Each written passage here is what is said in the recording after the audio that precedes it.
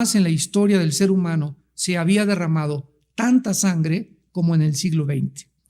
Víctimas de tiranos como Hitler, Stalin, Pol Pot, Mao Zedong, Saddam Hussein y Idi Amin se cuentan por millones.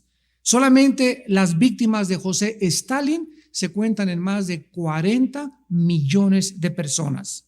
La inmensidad de la crueldad de estos hombres, que pueden ellos tener la capacidad de mandar matar a no miles, millones de personas, nos aturde emocional e intelectual y espiritualmente.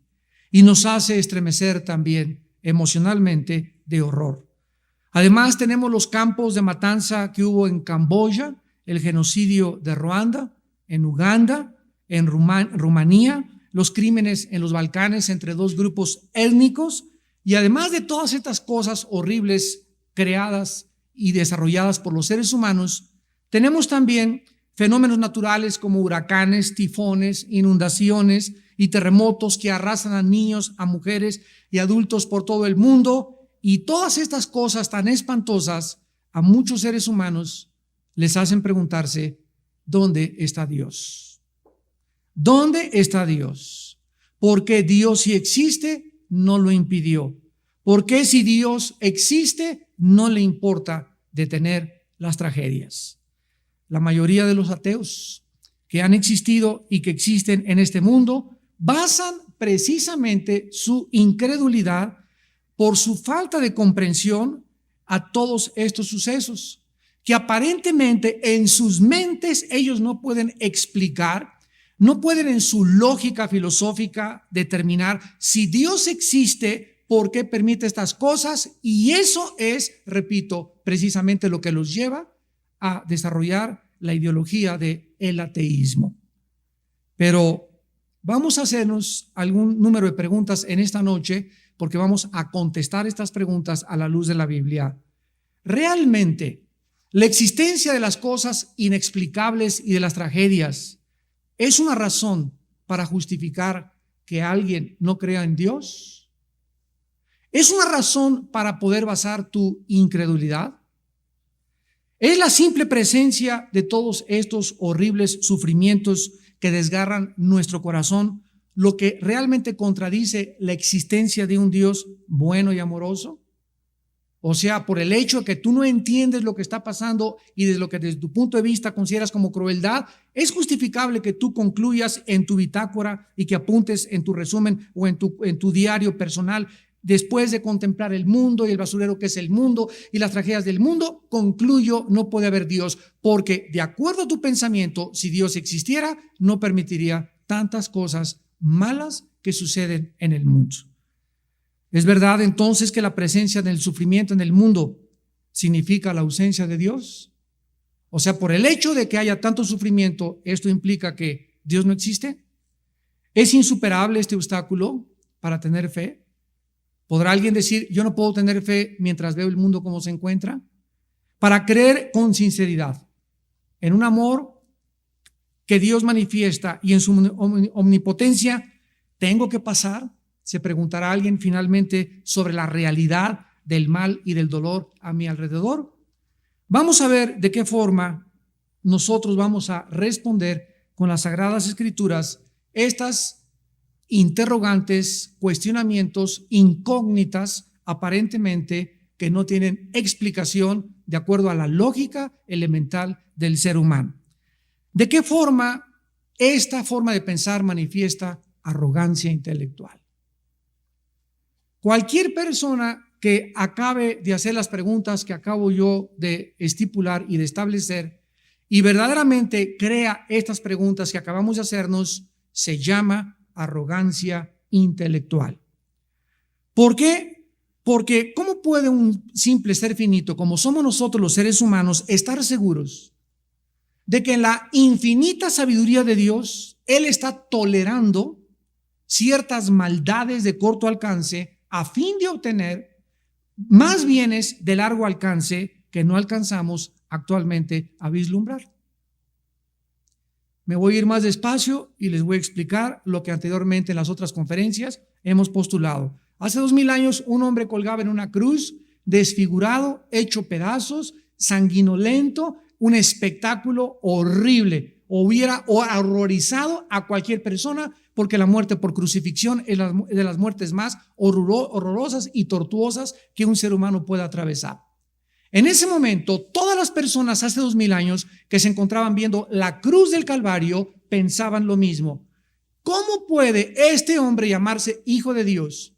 Y si él es el hijo de Dios, ¿cómo puede su Padre, que es Dios todopoderoso, permitir que su hijo lo hayan despedazado en esa cruz? No, esto es imposible, porque si él fuera hijo de Dios, entonces podría responder cuando le gritaron: si eres hijo de Dios, desclávate y bájate de esa cruz y sálvate y sálvanos a nosotros también. Y toda esa comunidad, toda esa sociedad cultural en aquel tiempo no entendía intelectualmente por qué ese hombre era el hijo de Dios y cómo era posible que Dios dijera que amaba a su hijo y que en el bautismo de Juan dijo: sobre mi hijo tengo mi complacencia. En ese momento le hubiera abandonado. Pasaron cientos de años después de la crucifixión.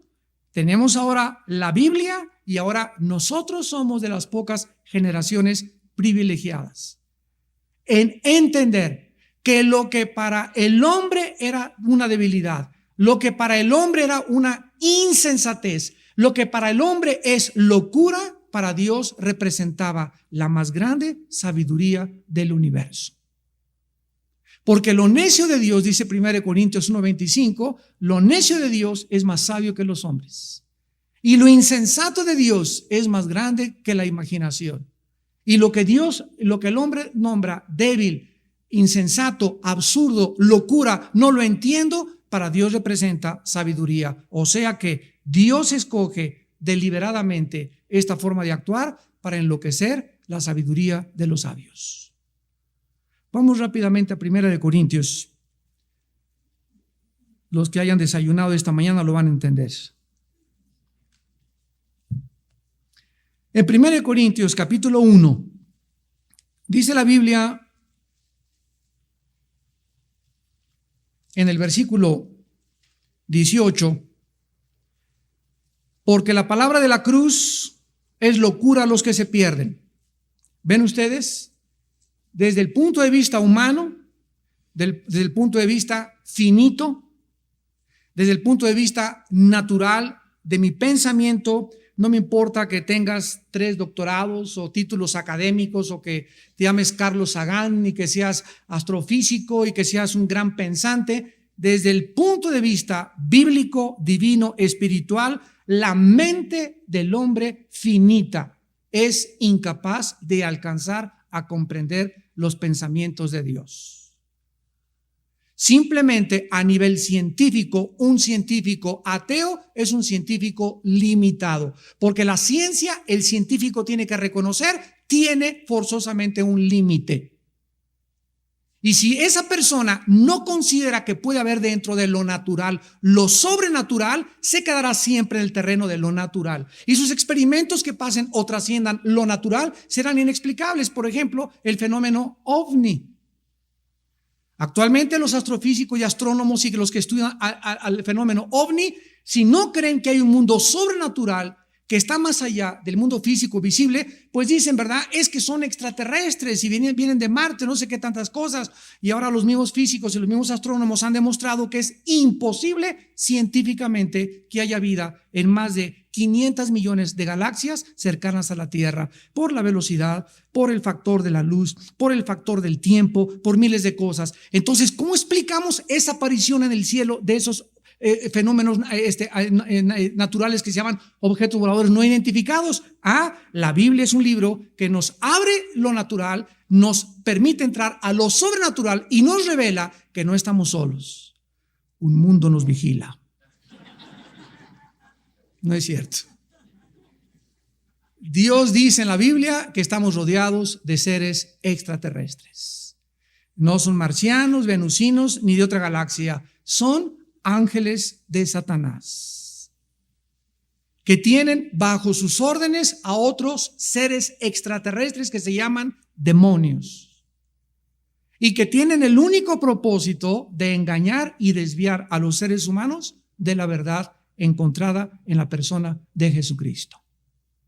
Entonces la Biblia nos abre este panorama y nos muestra que ahora sí, como entiendo que hay algo sobrenatural que trasciende lo natural, la Biblia es el único libro que nos explica qué es lo que sucede más allá de lo que la ciencia puede, limitada por sus investigaciones, descubrir o investigar. Y la Biblia es el libro que nos lleva a eso precisamente. Entonces la Biblia nos va a enseñar a transformar nuestra mente para que nosotros comencemos ya no a pensar ni a deducir como deduce y piensa el ser humano, sino como piensa Dios. Dice en 1 Corintios 2 que tenemos la mente de Cristo. Entonces dice 1 Corintios 1:18, la palabra de la cruz es locura a los que se pierden, pero a nosotros, los que se salvan, es poder de Dios. O sea, fíjense ustedes, la cruz tiene dos efectos. En unos, causa que la persona diga, no puede ser, Dios está loco. ¿Cómo puede? Como el otro día vi al gurú Rajneesh. ¿Saben lo que dijo el gurú Rajneesh en un periódico de Los Angeles Times? Dijo, es que Jesús fue demasiado débil. Por eso perdió y fue crucificado. Yo dije, ja. Ahí está otro ejemplo de una persona que se cree que es gurú y que se cree que la meditación trascendental, etcétera, etcétera. Sin embargo, se enfrentan con el mensaje de la Biblia y para ellos es locura. Viene otra persona, ¿cómo puede Dios ser Dios si aquí hay sangre y que hay guerras? Yo no entiendo esto. Ahí está la comprobación de que con tu mente natural nunca entenderás la mente de Dios. Lo que para ti es locura, para Dios es sabiduría. Y dice el versículo 19, porque está escrito, destruiré la sabiduría de los sabios y desecharé el entendimiento de los entendidos. O sea que Dios hizo un plan. Y Dios dijo, cuando yo intervenga en el mundo, en el planeta llamado Tierra, y mande a mi Hijo Jesucristo, Él va a traer un mensaje que va a avergonzar y hacer más locos a los que se dicen sabios y entendidos. Y así como el pecado entró por el intelecto cuando Eva aceptó la mentira de Satanás de que Dios era mentiroso y que Dios no era bueno, porque el ataque de Satanás fue sobre dos áreas. Dios miente y Dios no es bueno. Entonces, cuando Dios le dijo a Adán, no comas de la fruta del árbol del bien y del mal, ¿qué la fruta tenía veneno? ¿Se imaginan a Adán? ¿Qué tiene veneno? No, le contesta Dios. ¿Qué echa a perder? No, tampoco. Entonces, ¿por qué? Cállese y obedezca.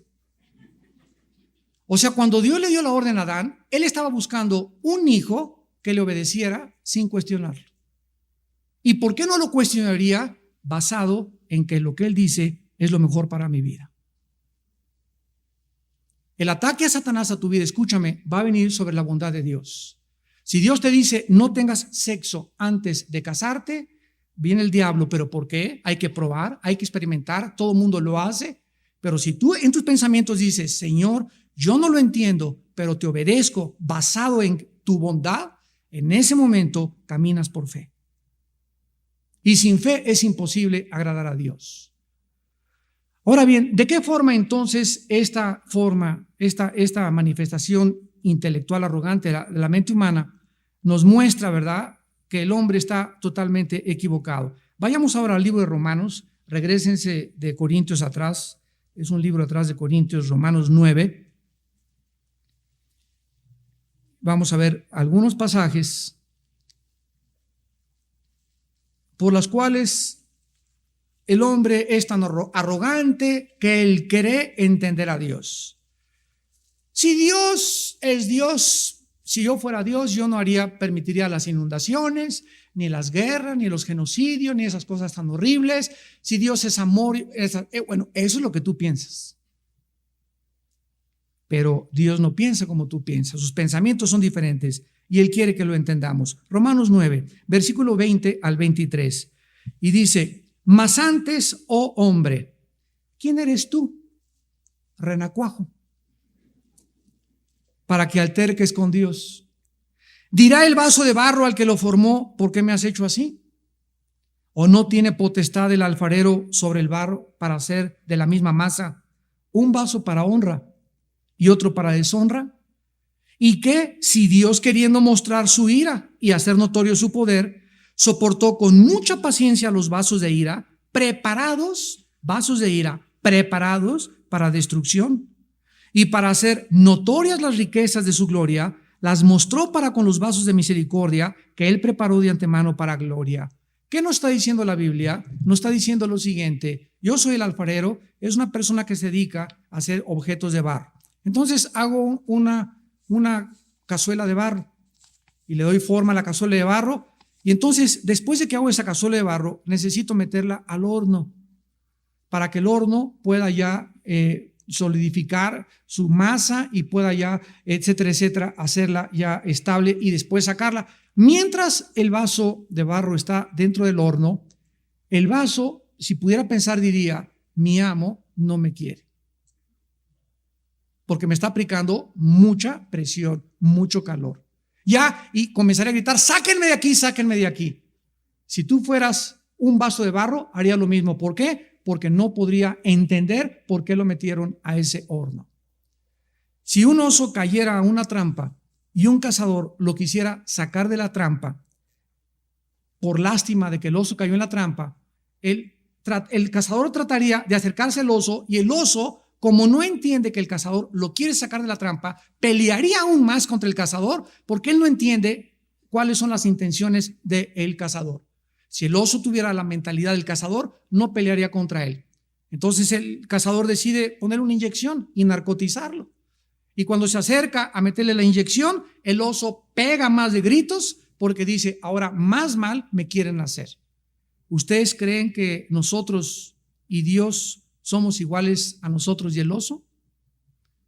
¿Tú te podrías comparar exactamente nuestra posición junto con Dios, con nosotros, con el oso, con nosotros? Nosotros, por no entender claramente el plan de Dios, creemos que para nosotros es malo esto, creemos que Dios no me quiere, creemos que si me quisiera no me haría sufrir, que si Dios fuera bueno no hubiera dejado que su hijo muriera en la cruz del Calvario, porque sus pensamientos no son nuestros pensamientos. Isaías 55, 8 y 9. Y sus caminos no son nuestros caminos. Entonces, ¿quién eres tú para que alterques con Dios? ¿Quién es ese vaso dentro del horno que le comienza a gritar al alfarero: sácame de aquí? Y el alfarero le sube más la temperatura. Entonces, Dios con nosotros trabaja exactamente de la misma forma. Nos permite que comencemos a conocerle a través de la Biblia. Ahora vayamos al libro de Job. Job tiene una antigüedad semejante al libro del Génesis. Es el libro más antiguo de la Biblia. Es el libro que contiene la más grande sabiduría de los secretos y de los misterios del universo. Hay un pasaje en Job donde dice: ¿hacia dónde irá el camino de la luz? La ciencia dice que la luz viaja, que la luz nunca está estática y que al contrario las tinieblas están siempre estáticas. ¿Qué cosa es las tinieblas? La ausencia de luz viajando. ¿Quién le dijo a Job hace miles de años que la luz tenía un camino y que la luz viajaba? Increíble. Y así hay. Job también hace preguntas, ¿verdad? Que el centro de la tierra es fuego, que la tierra cuelga sobre nada. Explicó Job el ciclo meteorológico de la evaporización del agua miles de años antes de que la ciencia ni siquiera comenzara a hacer sus primeros pininos en descubrir todas estas verdades. La Biblia ya las establecía en el libro de Job. Ahora miren aquí en Job capítulo 36. Job 36,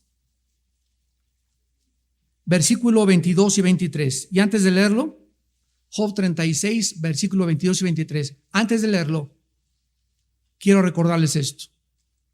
¿Por qué los más grandes secretos del universo y de la ciencia y de la sabiduría y de los misterios se encuentran en el libro de Job? porque Dios se lo reveló al hombre que más ha sufrido. O sea, ¿habrá una relación entre el sufrimiento y la revelación de Dios? No. Simplemente es que cuando nosotros recibimos conocimiento de Dios, sin estar al mismo tiempo quebrantados en nuestro espíritu, el conocimiento siempre te hará arrogante.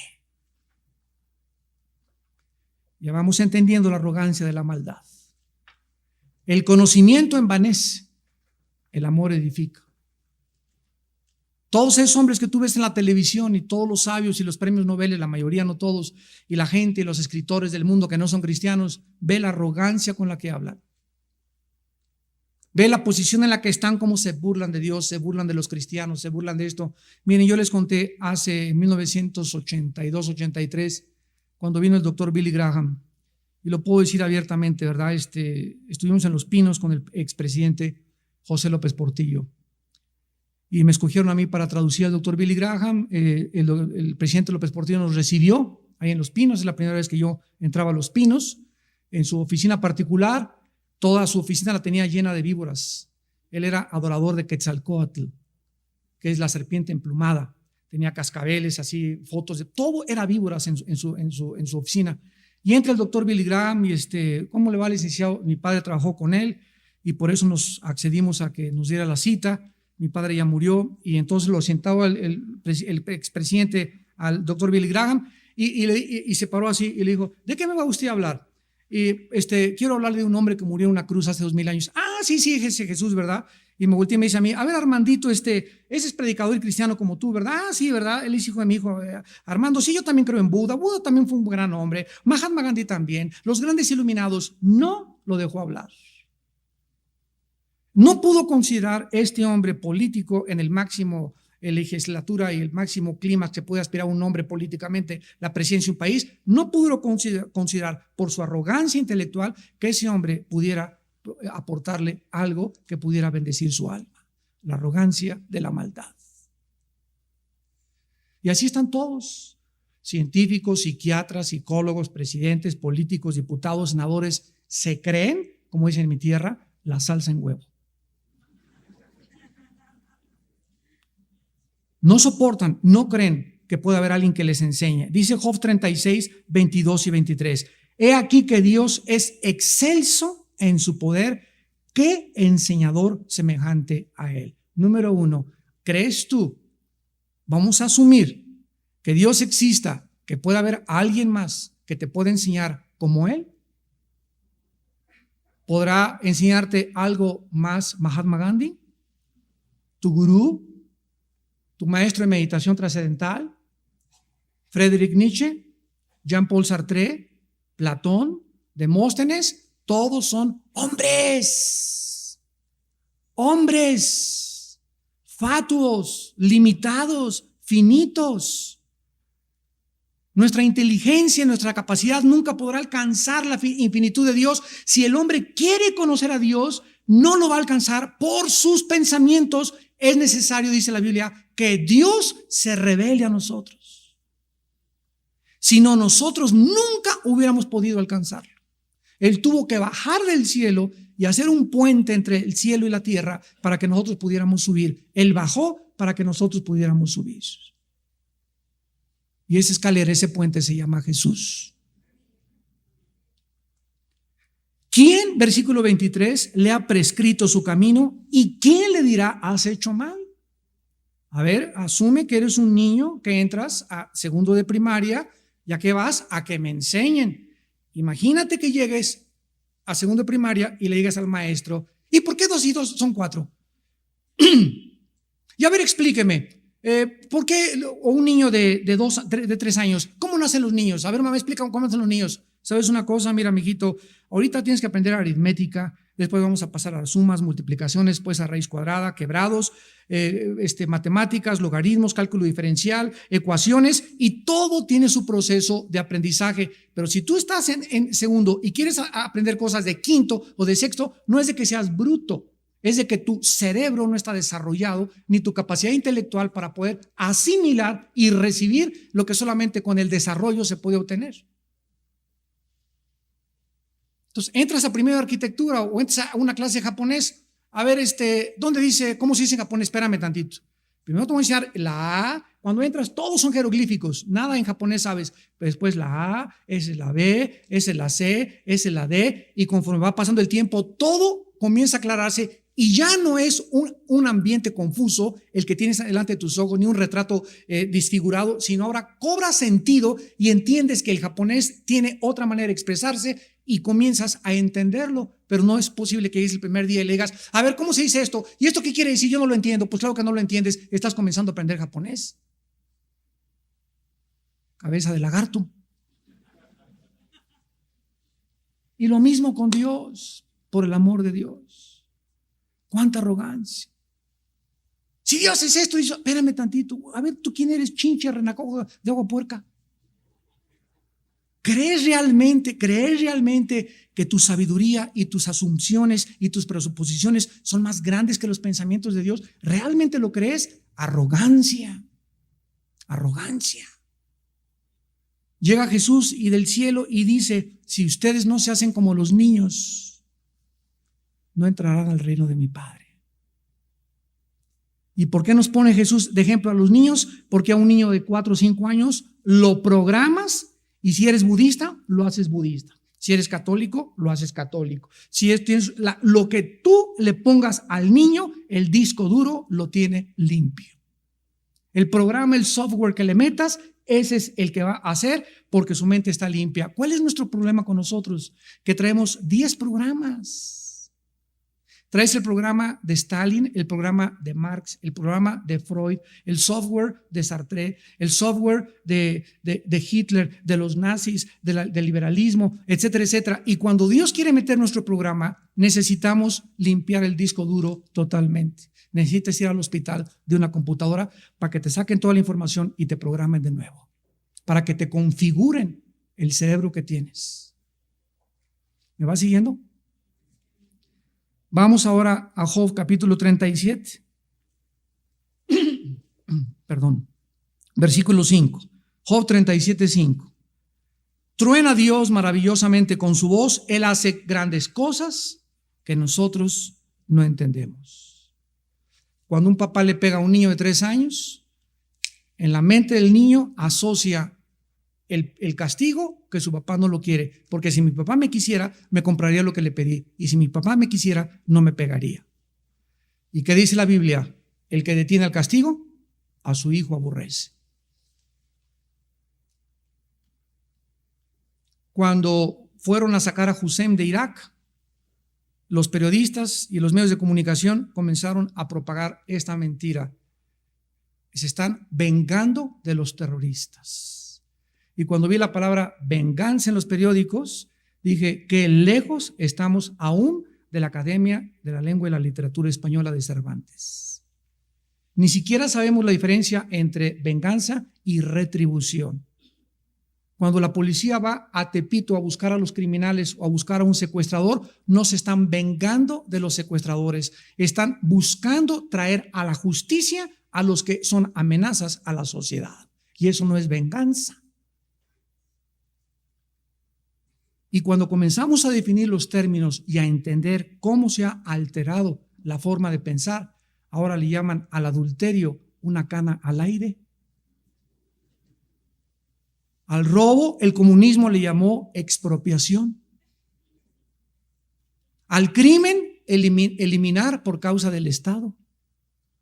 Y cuando comenzamos a hacer los huevos con jamón y tocino y les echamos crema de la de nosotros, y comenzamos a hacer nuestro propio omelette y nuestra propia definición y nuestra propia filosofía, comenzamos a darnos cuenta cómo la arrogancia de la maldad trata de ocultar y racionalizar nuestras acciones para poder justificarnos. De acuerdo a la investigación del FBI, en todos los estudios que los criminólogos han hecho en Estados Unidos, no existe un criminal que no se crea bueno. No soy tan malo, maté a 30 y quienes han matado a 40. Malo Hitler, él mató 6 millones, yo me eché como a 50 nada más. cuando entrevistaron al Mocho Orejas, dijo: yo no tengo absolutamente ninguna mala conciencia de lo que hice. Para mí era algo que aceleraba todo mi sistema nervioso, el secuestrar. Y era una necesidad como la droga. Así confesó este hombre. Nos damos cuenta a dónde puede llegar la arrogancia y la maldad de cauterizar el alma y suprimir la voz de Dios en el corazón humano. Job 37, versículo 20. Será preciso contarle cuando yo hablare, por más que el hombre razone, quedará como abismado. Por más que el hombre razone, quedará como abismado. Job 40, versículo 2. ¿Es sabiduría contender con el omnipotente? El que disputa con Dios responda a esto. ¿Es sabiduría? ¿Por qué haces esto? ¿Por qué haces aquello? ¿Será esta una actitud sabia de un ser humano? Si yo fuera tú, no hubiera permitido estas cosas. Esta persona está mostrando una arrogancia. O sea, ¿qué es realmente la arrogancia? La arrogancia es creer o actuar con prepotencia, arbitrariedad, creerse suficiente, creer que el mal pagará bien, que el mal va a triunfar, que nada me pasará, que no necesito a Dios y que Dios no me ve. Esto es la arrogancia intelectual de la maldad. ¿Es sabiduría ponértela al brinco a Dios? Más bien, ¿no sería más honesto, tanto filosófica como racionalmente, tomar esta actitud? Padre, no entiendo qué pasa en el mundo. Es un basurero el mundo, Señor. Por todos lados maldad, por todos los lados lloro. Dios mío, explícame qué está pasando. Quiero saber, explícamelo tú y yo te oiré. Ve qué diferencia en actitud. Y esta fue la actitud de Job, por lo cual Dios le reveló los más grandes secretos del universo. Y la misma actitud es: ¿por qué esto? ¿Por qué te vas a mi niño? ¿Por qué me pasó esto? ¿Por qué me quitaste el trabajo? Ahora que soy cristiano me pasan todas estas cosas. En lugar de: Padre Santo, ahora soy tu hijo y me está yendo como en feria. Explícame, Señor, pero yo en paz me acostaré y así mismo dormiré, porque Jehová es mi pastor, nada me faltará. Esta actitud de confianza en la bondad de Dios hace que tu mente se abra. Baja del cielo una paz que sobrepasa el entendimiento, y mientras son peras o son manzanas, mientras entiendes y no entiendes, Dios te mantiene con paz en tu corazón. No necesitamos siempre respuestas, necesitamos tener paz. Porque la paz nos va a ayudar a soportar lo que no entendemos.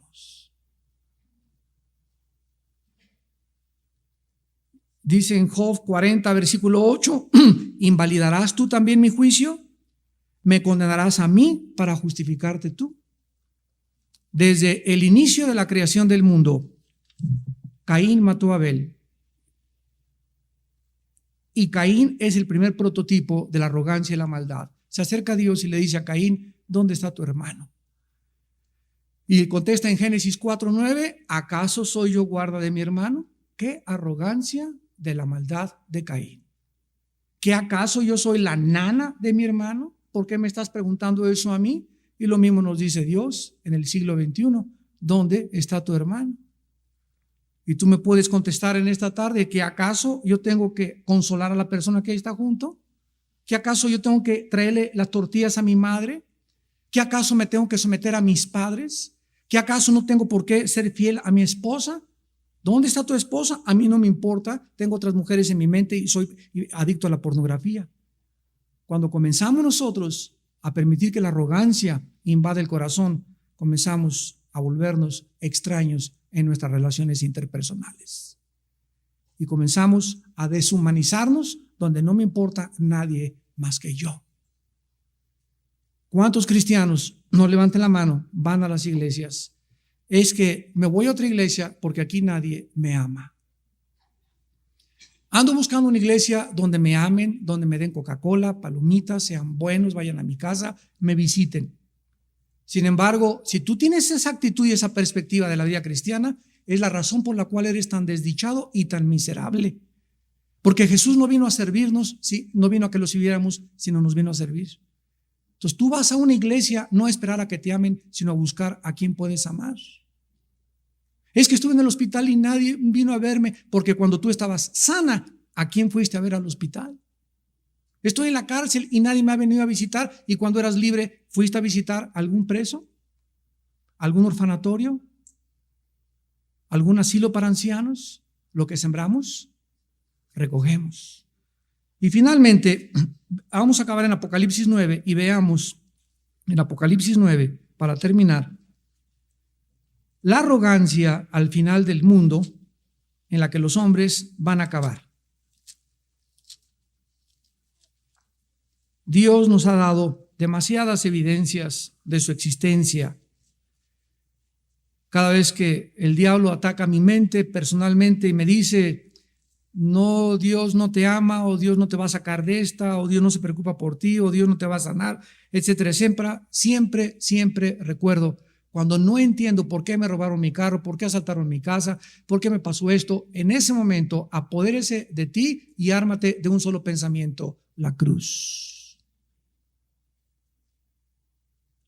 La cruz. Inmediatamente Jesús en la cruz. Jesús en la cruz es la prueba más grande que Dios me ama. Y no entiendo, y sigo sin entender muchas cosas en la vida, pero una cosa sé: Él me ama. Y todas las cosas que aparentemente ahorita yo creo que son malas para mí, Él las va a convertir para mi bien.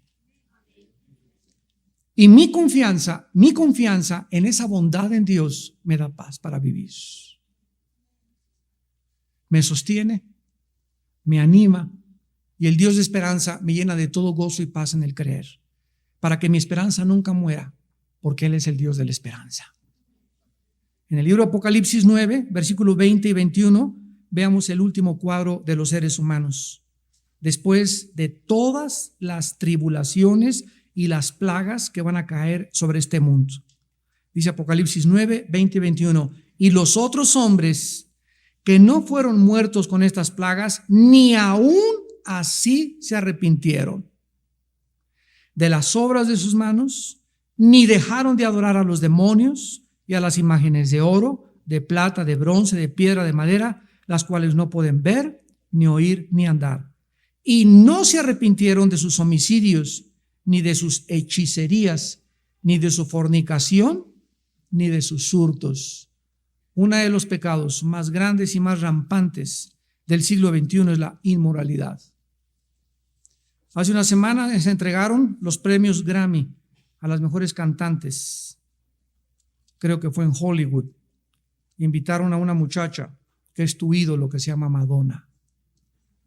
¿Saben lo que hizo esta muchacha? Agarró a la muchacha que representa a toda la juventud actualmente, Britney Spears, y a otra muchacha cantante, Aguilera, y a las dos las besó en la boca.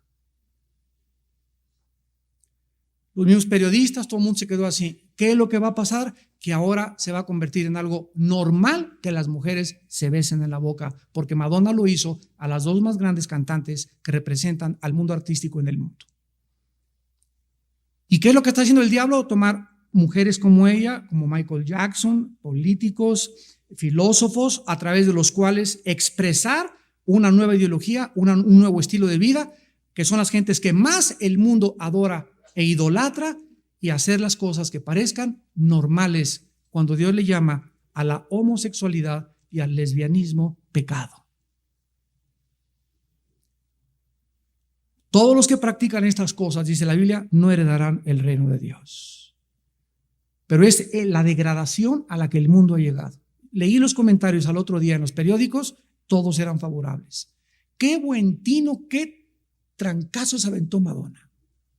Qué bárbara, hace cosas inventivas que nadie se la sacó, de un as que sacó de la manga, y qué muchacha más creativa. Le llamaron creatividad a el inicio de una relación lesbiana.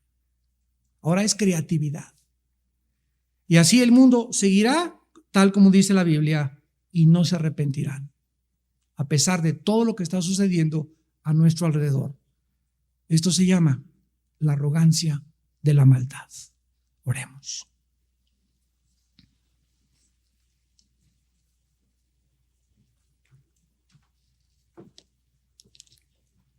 Con arrogancia el malo persigue al pobre.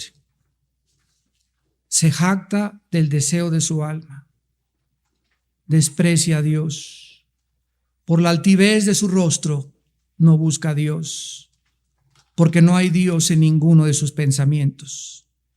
Todos sus caminos son torcidos en todo tiempo. Dice en su corazón: no seré movido jamás. A todos sus adversarios desprecia y dice: nunca me alcanzará el infortunio. Llena está su boca de maldición y de engaños y de fraude. Debajo de su lengua hay vejación y maldad. Acecha para arrebatar al pobre y caen en sus fuertes garras muchos y muchas desdichadas. Dicen en su corazón: Dios no nos ve, Dios no existe, Dios nunca me verá. Oh Padre, ten misericordia de nosotros. Jesús, te damos gracias por tu vida y por tu muerte en la cruz, y por haber venido a destruir el intelecto y la sabiduría humana con el mensaje de la cruz, para avergonzarnos y para que reconociésemos qué vanos son nuestros pensamientos y qué engañoso y perverso es nuestro corazón. Gracias, Señor, por venir y dar tu vida en una cruz en nuestro lugar, por haber abierto tus brazos y haber dado tu sangre y no haberte desclavado. A los ojos del mundo era una locura que quedaras en la cruz, teniendo el poder de no hacerlo. A los soldados romanos con tu voz los derrumbaste en el huerto de Getsemaní. A Lázaro con tu voz lo sacaste de la tumba. A Pedro lo hiciste caminar sobre las aguas. A Lázaro lo hiciste levantarse de entre los muertos. Pero cuando llegó tu tiempo, no hiciste nada por ti. Enmudeció y no abrió su boca en medio de sus verdugos. Como oveja fue llevada al matadero, porque Él murió en nuestro lugar. Herido fue por nuestras transgresiones, molido por nuestros pecados. El castigo de nuestra paz fue sobre Él, y por su llaga, por todo lo que Él hizo en esa cruz sin defenderse, nosotros hemos sido sanados. Oh profundidad de los misterios del conocimiento y la sabiduría de Dios. Cuán insondables son tus juicios, oh Dios, e inescrutables tus pensamientos. Danos la paciencia, Señor, y la humildad de tener el tiempo de reflexionar en ti, de conocer tus caminos, de moldear nuestros pensamientos a tus pensamientos, para ser instrumentos de tu justicia en un mundo arrogante de la maldad. En esta noche hay muchas personas, tú tal vez que nos estás mirando a través de la televisión, que no comprendes muchas cosas que te han sucedido en la vida. La Biblia dice que no las vas a comprender nunca mientras tú no vengas a la cruz del Calvario, porque es en el Hijo de Dios donde se encuentran todos los tesoros de la sabiduría y del conocimiento. En esta noche Dios te invita a que vengas a la cruz y te arrepientas de tus pecados. Dios te invita en esta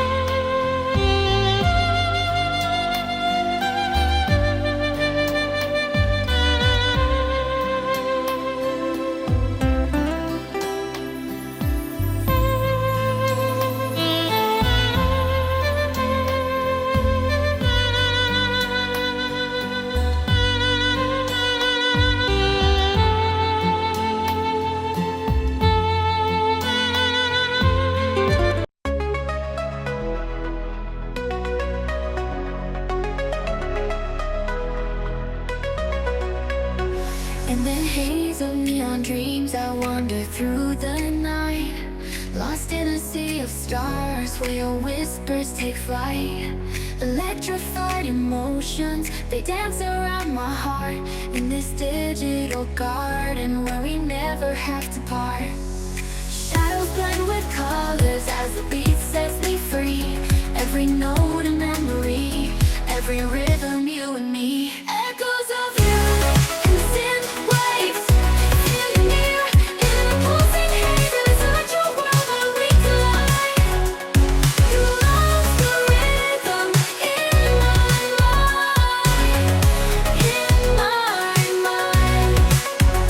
With the glow of city lights, our shadows intertwine in this kaleidoscope of love where the past and future align. With every step I take, I feel your presence strong. And this digital symphony where our hearts belong. Shadows blend with colors as the beat sets me free.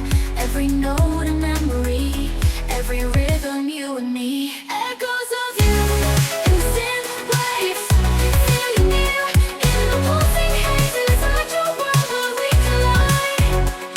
You love the rhythm in my mind, in my mind. And in silence between the beats I find your voice. In the flicker of the lights I see your choice. Together in this dream we'll never fade. In the echoes of our love we'll always stay. Echoes of